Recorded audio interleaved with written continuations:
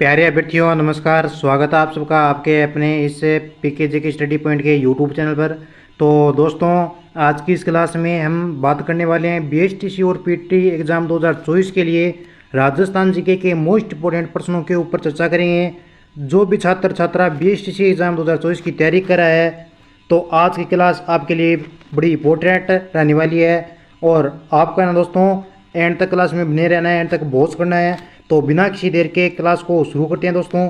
पहला क्वेश्चन देखिए, आपसे यहाँ पे पूछा गया है कि गोरा और बादल ने किसकी रक्षा की थी। ऑप्शन है रानी पद्मिनी की, रानी जयंताबाई की, रानी कर्मावती की, या इनमें से कोई नहीं। फटाफट से सभी विद्यार्थी लॉक करेंगे यहाँ पे कि गोरा और बादल ने किसकी रचना की थी। बताइए भाई, लॉक कीजिए। तो याद रखना दोस्तों, गोरा और बादल ने आपकी जो रक्षा की थी वो किसी की, गोरा और बादल ने रानी पद्मिनी की रक्षा की। ठीक है, जो भी स्टूडेंट एक नंबर ऑप्शन को लॉक करे उनका सही आंसर हो जाएगा। ठीक है, अगला प्रश्न देखिए दोस्तों, क्या पूछा है कि नारियों द्वारा शिकार करते हुए चित्रण किस चित्रकला की विशेषता है। ऑप्शन है कोटा शैली, जोधपुर शैली, उनियारा शैली, या देवगढ़ शैली। बताइए बताइए जल्दी से इसका आंसर बताइए भाई कि नारियों द्वारा शिकार करते हुए चित्रण किस चित्र की शैली की विशेषता है। तो यहाँ पे आपका सही ऑप्शन हो जाएगा मेरे दोस्तों 2 नंबर क्वेश्चन का। कौन सा भाई? कोटा शैली। कोटा शैली है ना अपना, ये कोटा शैली के अंदर नारियों द्वारा शिकार करते हुए चित्रण की चित्रकला की विशेषता है। ठीक है, कौन सी शैली? कोटा शैली। दोस्तों याद रखना, एग्जाम की दृष्टि से मोस्ट इंपोर्टेंट क्वेश्चन है। अगला प्रश्न देखिए साथियों, क्या पूछा गया है नेक्स्ट हमारा कि प्रसिद्ध रचना लीलटास के लेखक कौन है। वाह दोस्तों, कितना शानदार और मजेदार वाला प्रश्न पूछा गया है यहाँ पे कि प्रसिद्ध रचना लीलटास के लेखक कौन है। बताइए, लो कीजिए दोस्तों, यहाँ पे आपको करेक्ट आंसर बताना है। तो देखिए दोस्तों, प्रसिद्ध रचना लीलटास के लेखक यहाँ पे कौन हो जाएंगे? विजयदान देथा है, कन्हैयालाल सेठी है, सीताराम लालस है, या सूर्यमल मिश्रण है। तो यहाँ पे अपना करेक्ट आंसर हो जाएगा दोस्तों कन्हैयालाल सेठिया। ये अपने क्या है? प्रसिद्ध रचना लीलटास के लेखक है। कौन है? कन्हैयालाल सेठिया। जो भी साथी यहाँ पे बी नंबर ऑप्शन को लॉक करे उन सभी का एकदम क्या है भाई? करेक्ट आंसर है। ठीक है, अगला प्रश्न देखिए, सलेमाबाद में निम्बार्क संप्रदाय पीठ की स्थापना किसने की थी। बताइए भाई, आंसर दीजिए फटाफट से कि सलेमाबाद में निम्बार्काचार्य पीठ की स्थापना किसने की। ऑप्शन है परशुराम देव, नारायण देव, हरि वासुदेव, या हरि व्यास देव। करेक्ट आंसर देंगे सभी विद्यार्थी। तो यहाँ पे मैं अगर आपसे करेक्ट आंसर की बात करूँ मेरे दोस्तों तो आपका यहाँ पे हो जाएगा परशुराम देव। सलेमाबाद में निम्बार्काचार्य पीठ की जो आपकी स्थापना की थी वो की थी आपके परशुराम देव ने। किसने की? परशुराम देव ने। ए नंबर ऑप्शन को सभी विद्यार्थी यहाँ पे लॉक करेंगे दोस्तों। एमसीक्यू क्विज की तरह मैं आपको क्लासें करवा रहा हूँ, रोज की 10-15 मिनट की क्लास होती है दोस्तों। इसमें आपको बहुत कुछ सीखने को मिलता है। तो क्लास को क्या है भाई, एंड तक वॉच क्या करो, रेगुलर है ना, क्लास को देखा करो। ठीक है, अगला प्रश्न देखिए, क्या पूछा गया है नेक्स्ट हमारा क्वेश्चन है अगला कि फूलडोल उत्सव मनाया जाता है। ऑप्शन है वल्लभ पंत के द्वारा, रामसनेही संप्रदाय के द्वारा, या संतराम के द्वारा, या प्रणामी पंत के द्वारा। बताइए दोस्तों, करेक्ट आंसर दीजिए कि फूलडोल उत्सव मनाया जाता है। जल्दी से इसका आंसर बताएंगे सभी विद्यार्थी। बताइए भाई, बताइए जल्दी से आंसर दीजिए कि फूलडोल उत्सव मनाया जाता है। तो फूलडोल उत्सव है आपका कहाँ मनाया जाता है? ये आपका मनाया जाता है रामसनेही संप्रदाय के द्वारा। किसके द्वारा मनाया जाता है? रामसनेही संप्रदाय के द्वारा मनाया जाता है। बी नंबर ऑप्शन को अपने यहाँ पे लो कर देंगे दोस्तों। बी नंबर ऑप्शन अपना यहाँ पे करेक्ट आंसर हो जाएगा रामसनेही संप्रदाय के द्वारा। अगर आपसे पूछिए कहाँ पर मनाया जाता है तो याद रखना रामसनेही संप्रदाय के द्वारा आपका ये हो जाएगा कहाँ पे भाई? ये आपका हो जाएगा शाहपुरा जिला में। ठीक है दोस्तों, शायद परसों या उससे पिछले दिन की बात है, मैंने आपसे एक क्वेश्चन पूछा था। क्वेश्चन क्या था?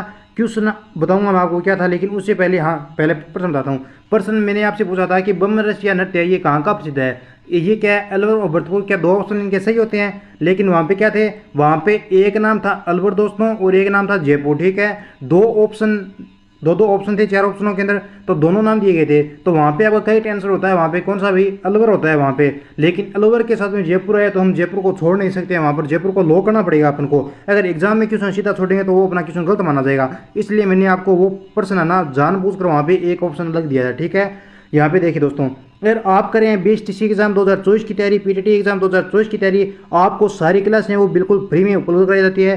पिछले वर्षों के सभी प्रश्न है वो हल से यहाँ पे एमसीक्यू क्विज की तरह आपको करवाए जाते हैं। 5000 क्वेश्चनों की टेस्ट सीरीज आपके यहाँ पे लॉन्च कर दी जा रही है दोस्तों यूट्यूब चैनल पर। इसके लिए आपको एक काम करने पड़ेगा दोस्तों। क्या है? तो काम आपका है दोस्तों, आपको सिर्फ एक ही काम करना है। आपको ये जो नीचे नंबर दिखाई दे रहे हैं दोस्तों, इन पर क्या करना है? इन पर मैसेज करना है और मैसेज करके क्या करना है? व्हाट्सएप को ज्वाइन करना है। तो सभी विद्यार्थी जैसे ही क्लास समाप्त होती है, क्लास पूरा होने के बाद इसका एसएस लेना है दोस्तों आपको, और लास्ट में क्या करना है भाई? मैसेज करना है। ठीक है, और आपको ग्रुप में ज्वाइन कर दिया जाएगा। अगला प्रश्न देखिए क्या है क्वेश्चन नेक्स्ट हमारा कि राजस्थान में मिट्टी पटसन का सर्वाधिक क्षेत्र कहाँ पाया जाता है। बताइए भाई, आंसर दीजिए दोस्तों। करेक्ट आंसर बताना है आपको कि राजस्थान में मिट्टी अपरदन का सर्वाधिक क्षेत्र कहाँ पाया जाता है। राजस्थान में पूछा आपको मिट्टी अपरदन का सर्वाधिक क्षेत्र है। ऑप्शन है हड़ौती पठार में, उत्तरी राजस्थान में, पूर्वी राजस्थान में या पश्चिमी राजस्थान में। यहाँ पे आपको सही आंसर को लो करना है।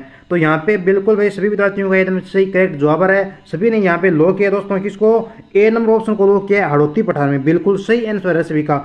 हड़ौती पठार में अपने राजस्थान में मिट्टी अपरदन का सर्वाधिक क्षेत्र पाया जाता है। ठीक है, ए नंबर ऑप्शन को लो कर दो। अगला क्वेश्चन देखिए नेक्स्ट हमारा, सालर के जंगल कहाँ पाए जाते हैं। बहुत ही शानदार मजेदार क्वेश्चन पूछा है दोस्तों कि सालर के जंगल है कहाँ पाए जाते हैं। ऑप्शन है अलवर, उदयपुर, सिरोही या अजमेर। लो कीजिए, आंसर दीजिए कि सालर के जंगल कहाँ पाए जाते हैं, बताइए भाई।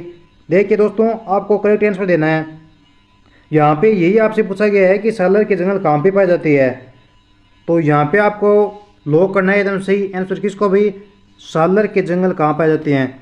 अलवर, उदयपुर, सिरोही या अजमेर, ये चार ऑप्शन आपको दिए गए हैं। इन चारों ऑप्शनों में से आपको लो करके बताना है। ये प्रश्न मैं आपको नहीं बताऊंगा क्योंकि ये प्रश्न आप 11वीं और 12वीं क्लास में पढ़ चुके हैं दोस्तों। ठीक है, तो कमेंट बॉक्स में क्या करना है, इसको आपको इसका आंसर देना है। ठीक है, अगर आपको इस क्वेश्चन का आंसर नहीं आएगा 7 नंबर क्वेश्चन का, तो मैं ये क्वेश्चन आपको कल की क्लास में करवा दूंगा। ठीक है, अगला प्रश्न देखिए, भिखाबाई सांगवाड़ा नहर राजस्थान में निम्न में से किस नदी पर बनाई गई है। ऑप्शन है मही नदी पर, गंगा नदी पर, लूणी नदी पर या सोम नदी पर। यहाँ पर क्या पूछा गया है आपसे, यहाँ पर आपसे पूछा गया है दोस्तों कि भिखाबाई सांगवाड़ा जो आपकी नहर है ये राजस्थान में कौन सी नदी पर बनाई गई है।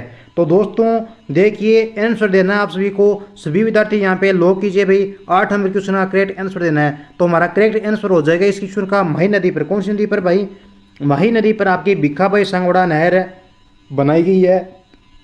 और वैसे है कौन से जिले में, अगर मैं बात करूं आपसे तो याद रखना डूंगरपुर और बांसवाड़ा ये दोनों जिले हो जाएंगे। ठीक है, अगला प्रश्न देखिए नेक्स्ट हमारा, भील जनजाति द्वारा पहाड़ी ढालों पर की जाने वाली स्थानांतरित कृषि क्या कहलाती है। ये प्रश्न तो भैया आप 11वीं 12वीं भूगोल में पढ़ चुके हो, अगर आपके पास आर्ट सब्जेक्ट है तो। बताइए कि भील जनजाति द्वारा पहाड़ी जो आपकी ढाल है इन पर की जाने वाली स्थानांतरित कृषि कहलाती है। देखिए दोस्तों, पर्वतों पर आपने देखा है, पहाड़ी इलाका है, वहाँ पर जो तिरछी ढलाने होती है, उसमें क्या होती है, ढलाने होती है, वहाँ पर अगर कोई बंदा रुड़ गया तो वो नीचे आकर ठहरता है, उसका बाद में बुरा हाल होता है। तो वहाँ पर जो आपकी खेती की जाती है वो कौन सी खेती की जाती है, उस खेती का नाम बताना आपको, क्या कहलाती है स्थानांतरित कृषि।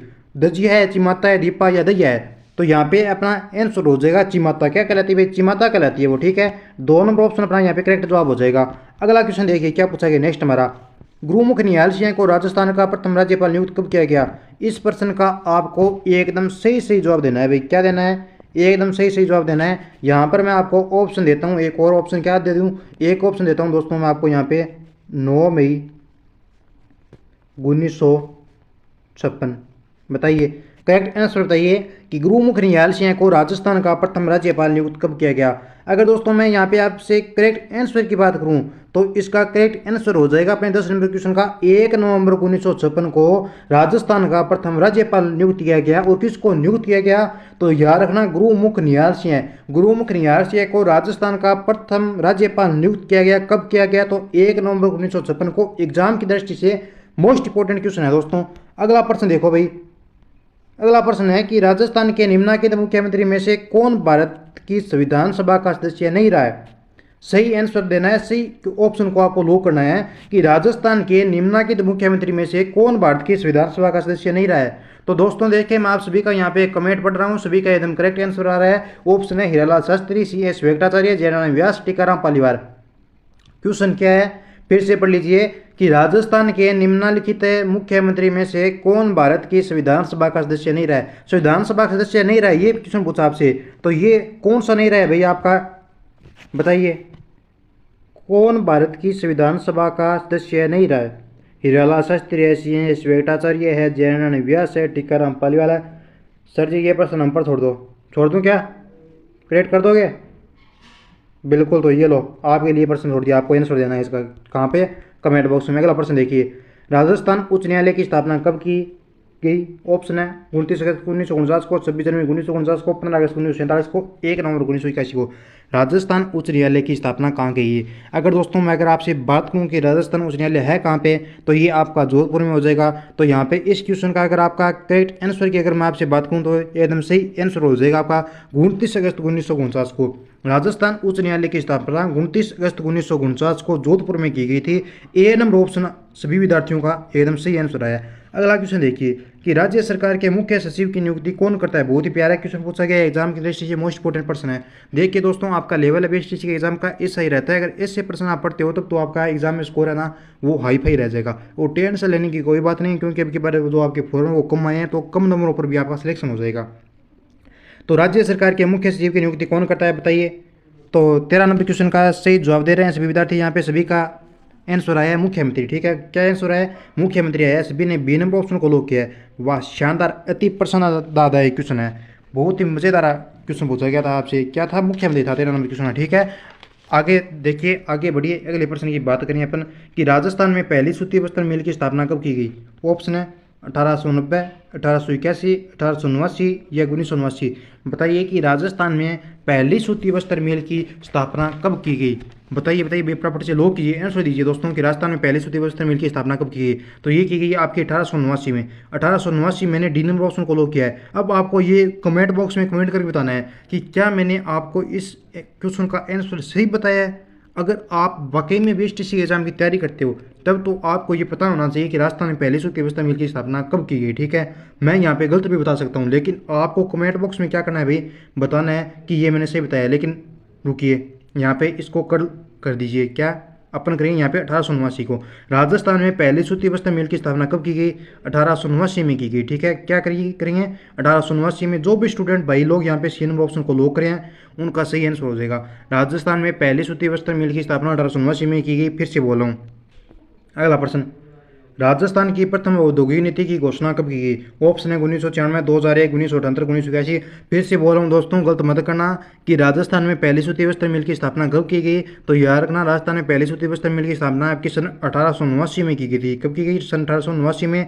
लेकिन यहाँ पे क्वेश्चन ये नहीं है, यहाँ पे क्वेश्चन आपका है कि राजस्थान की प्रथम औद्योगिक नीति की घोषणा कब की गई। तो ये आपकी की गई थी मेरे प्यारे अभ्यर्थियों। सभी का एकदम करेक्ट आंसर आया है 1978 में। राजस्थान की प्रथम औद्योगिक नीति की घोषणा 1978 में की गई। ठीक है, कब की गई, 1978 में की गई थी। जो भी यहाँ पे मेरे भाई लोग यहाँ पे 1978 यानी सी नंबर ऑप्शन को लॉक करें उनका सही आंसर हो जाएगा। आगे बढ़िए दोस्तों अगले प्रश्न की तरफ। राजस्थान में सौर वेधशाला कहाँ स्थित है। बहुत ही शानदार लाजवाब क्वेश्चन पूछा है कि राजस्थान में सौर वेधशाला कहाँ स्थित है। ऑप्शन है उदयपुर है, टोंक है, भरतपुर है या धौलपुर है। अगर मैं आपसे यहाँ पे करेक्ट आंसर की बात करूँ, यहाँ पे कौन से ऑप्शन को लॉक करूँ मैं यहाँ पे, तो याद रखना दोस्तों, मैं यहाँ पे आपके ऑप्शन को लॉक करता हूँ। कौन से, ए नंबर ऑप्शन को लॉक करो, उदयपुर हो जाएगा। राजस्थान में सौर वेधशाला कहाँ स्थित है आपकी, उदयपुर में। सभी साथी लॉक करो। अगला प्रश्न, मंगला तेल क्षेत्र किस जिले में स्थित है। वह है, ऑप्शन है नागौर, बाड़मेर, उदयपुर या जयपुर। मंगला तेल क्षेत्र पूछा है दोस्तों आपसे, क्या पूछा गया है, मंगला तेल क्षेत्र जिस जिले में स्थित है वह कौन सा जिला हो जाएगा। नागौर है, बाड़मेर है, उदयपुर या जयपुर है। तो याद रखना, अगर एग्जाम में ये क्वेश्चन आपके आता है तो आप वहाँ पर आपको लॉक करना है मंगला तेल क्षेत्र जिस जिले में स्थित है वह हो जाएगा कौन सा आपका, बाड़मेर। ठीक है, मोस्ट इंपोर्टेंट प्रश्न है, बार बार पूछे जाने वाला प्रश्न दोस्तों। आपके एग्जाम में ना वो ऐसे क्वेश्चन पूछ जाते हैं। कैसे प्रश्न आते हैं दोस्तों, आपके बीएसटीसी एग्जाम में ऐसे ही प्रश्न आते हैं। यही आपका लेवल है। जो प्रश्न आपके बीएसटीसी एग्जाम में ज़्यादा पूछ जाते हैं वही क्वेश्चन मैं आपको यहाँ पे करवाता हूँ। तो राजस्थान में सौर ऊर्जा नीति कब घोषित की गई, 2019 में, 1981 में, 1991 में या 1999 में। राजस्थान में सौर ऊर्जा नीति कब घोषित की गई। तो याद रखना, राजस्थान में अपनी सौर ऊर्जा नीति की घोषणा की गई थी, वो की गई थी आपकी 2019 में। कब की गई भाई, 2019 में। जो भाई लोग यहाँ पे ए नंबर ऑप्शन को लॉक करें है ना उनका सही आंसर हो जाए। ठीक है दोस्तों, अगला प्रश्न है वो बहुत ही प्यारा क्वेश्चन पूछा गया है कि बादला कहाँ का प्रसिद्ध है। ऑप्शन है जोधपुर, प्रतापगढ़, ब्यावर या नागौर। लॉक कीजिए दोस्तों कि बादला कहाँ का प्रसिद्ध है। बादला कहाँ का प्रसिद्ध है, बादले का मतलब होता है अपना वाटर बोतल। बादला क्या है, एक वाटर बोतल है। बादला आपका कहाँ पे हो जाएगा, ये जोधपुर में है। कहाँ पे भाई, जोधपुर का प्रसिद्ध है। ए नंबर ऑप्शन अपना यहाँ पे सही जवाब हो जाएगा। अगले प्रश्न की तरफ बढ़िए दोस्तों।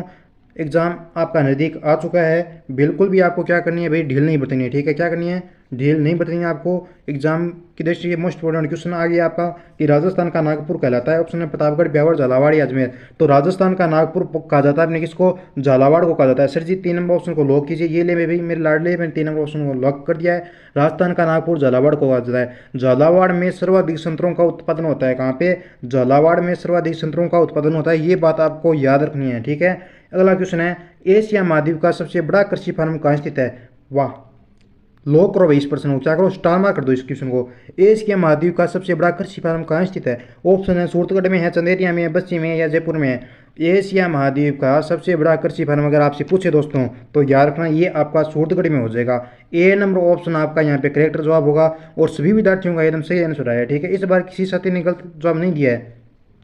बहुत ही प्यारा क्वेश्चन पूछा गया दोस्तों कि वर्ष 2011 की जनगणना के अनुसार राजस्थान का लिंगानुपात है। सभी विद्यार्थियों को यहाँ पे इस क्वेश्चन का आंसर देना है कमेंट बॉक्स के माध्यम से। सभी विद्यार्थी यहाँ पे क्या करेंगे भाई, आंसर देंगे। ठीक है, तो सभी साथी जवाब दे रहा है, कोई बी दे रहा है, कोई सी दे रहा है। तो वर्ष 2011 की जनगणना के अनुसार राजस्थान का लिंगानुपात कितना हो जाएगा, तो याद रखना 928 अपना राजस्थान का लिंगानुपात है वर्ष 2011 की जनगणना के अनुसार। कितना, 928। 2 नंबर ऑप्शन को सभी विद्यार्थी यहाँ पे लो कर दो। ठीक है, अगला प्रश्न देखिए, वर्ष 2011 की जनगणना के अनुसार राजस्थान में अनुसूचित जनजाति की संख्या है। फिर से पढ़ लीजिए क्वेश्चन को। 2011 की जनगणना की ये जो 3-4 क्वेश्चन है ना, ये ढंग से पढ़ लेना। ठीक है, एक तो इनमें दशक की वृद्धि दर, पुरुष साक्षरता, महिला साक्षरता, अनुसूचित जनजाति की साक्षरता, इन 10 क्वेश्चनों में से आपके एग्जाम में 2% या 1% हर बार बीटीसी के एग्जाम में पूछा जाता है। कहाँ से, जनगणना से। ठीक है, तो वर्ष 2011 की जनगणना के अनुसार राजस्थान में अनुसूचित जनजाति की सही संख्या होगी तो वो हो जाएगी आपकी यहाँ पे 23 नंबर क्वेश्चन की 13.5%। ठीक है, 13.5% 2011 की जनगणना के अनुसार राजस्थान में अनुसूचित जनजाति की संख्या है। ठीक है दोस्तों, लॉक कीजिए इस प्रश्न को, स्टार मार्क लो। और अगला प्रश्न देखिए कि किस सभ्यता को धूलकोट के नाम से जाना जाता है। ऐसी कौन सी सभ्यता है दोस्तों जिसको धूलकोट के नाम से जाना गया है। ऑप्शन है गिलुंड है, कालीबंगा है, अहड़ है या विराट है। सही आंसर दीजिए दोस्तों, करेक्ट जवाब दीजिए कि किस सभ्यता को धूलकोट के नाम से जाना जाता है। तो यहाँ पे सभी विद्यार्थियों का एकदम सही जवाब आ रहा है। यहाँ पे सभी ने लॉक किया है अहड़ को। अहड़ अपना इसको क्या जाना जाता है, अहड़ को धूलकोट के नाम से जाना जाता है। दोस्तों अगला प्रश्न देखिए क्या पूछा गया नेक्स्ट हमारा कि विराट सभ्यता में विराट सभ्यता ये किससे संबंधित नहीं है। ऑप्शन है भीमडूंगरी से, बिज्जक पहाड़ी से, हिरणमगरी से या कोई नहीं है। 27 नंबर क्वेश्चन का सभी विद्यार्थियों को यहाँ पे आंसर देना है कि विराट सभ्यता संबंधित नहीं है। तो देखिए विराट सभ्यता आपकी संबंधित किससे किससे है, तो याद रखना ये आपकी भीमडूंगरी से संबंध रखती है, बिज्जक पहाड़ी से संबंध रखती है। और बचा कौन सा आपका 3 नंबर ऑप्शन और 4 नंबर ऑप्शन में आपसे पूछा गया है कि कोई नहीं। तो यहाँ पे आपका सही करेक्ट जवाब हो जाएगा विराट सभ्यता आपकी हिरणमगरी से संबंध नहीं रखती। किससे भाई, हिरणमगरी से। 3 नंबर ऑप्शन को लॉक कर दो सभी विद्यार्थी। ठीक है दोस्तों, देखिए अगर आप इस चैनल पे पहली बार नए जुड़ रहे हैं तो चैनल को जरूर सब्सक्राइब करना, साथ में इसके पास में दी गई बेल आइकन घंटे को ऑन करना ताकि आपको क्लास का नोटिफिकेशन है वो मिल जाए। और अगर आप वाकई में इस क्लास के इस चैनल के ग्रुप को ज्वाइन करना चाहते हैं तो ग्रुप को ज्वाइन करने के लिए अभी मैं आपको जो नंबर देने वाला हूँ उस पर क्या करना भाई, मैसेज करना। नंबर क्या है साथियों, नंबर है व्हाट्सएप ग्रुप के अपने 90 57 00 15 47। ठीक है, इन पे क्या करना भाई, मैसेज करना और व्हाट्सएप ग्रुप को ज्वाइन कर लेना। ठीक है दोस्तों, तो दोस्तों अब उम्मीद करता हूँ कि क्लास आपको पसंद आई है तो चैनल को जरूर सब्सक्राइब करना दोस्तों। ठीक है, अगर क्लास आपको पसंद आई है तो लाइक करना, शेयर करना और कमेंट कीजिए दोस्तों। अब आपको कमेंट करके ये बताना है कि आपके कितने क्वेश्चन हैं जो आपके यहाँ पे सही हुए हैं, ताकि उसके हिसाब से आपको लेवल का पता चलेगा कि आपके एग्ज़ाम का लेवल है ना उसमें आप कितने प्रश्नों को सही कर दोगे। ठीक है दोस्तों, मिलते हैं नेक्स्ट क्लास में। जय हिंद, जय भारत।